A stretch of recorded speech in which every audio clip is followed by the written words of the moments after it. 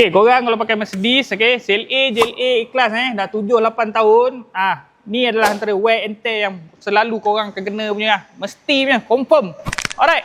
So, hari ni kita ada sebiji Mercedes JLA 250 Kereta ni datang kat kita dengan isu coolant leak. Coolant dia asyik low lah.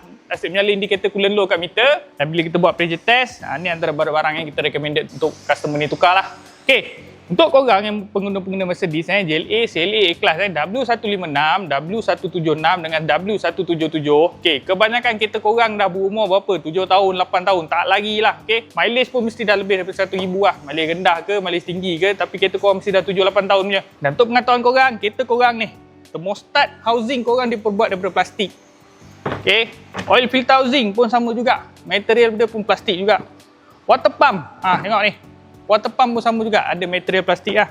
Okay, untuk apa-apa barang sekalipun, kalau dah diperbuat daripada material plastik dan dia duduk kat enjin enjin ni panas. Alright? Walaupun memang kerja dia untuk mengawal suhu kereta korang, tapi dia dibuat daripada material plastik, cukup 7-8 tahun, kau tengok apa jadi. Nampak ni? Dia dah warna perang-perang ni, reput dah ni. Boleh tekan pakai jari je. Nampak tu? Dah patah. Tekan pakai jari patah, kan? Alright? So, ni aku nak pesan lagi sekali lah kepada korang pengguna Mercedes kat luar sana, right? Kereta korang, kereta-kereta bukan kereta Mercedes kereta-kereta zaman sekarang kebanyakannya material sistem coolant dia diperbuat daripada plastik lah, okey.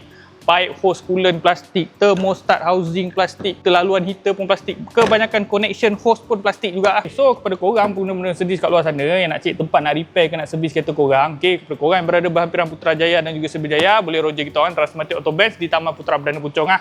Okay, untuk korang yang berada berhampiran Seremban, Sendayan, Bandar Seri Putra, okay, Nilai impian, boleh roger Transmatic Autobase Nilai di Nilai impian, geng. Apa-apa roger.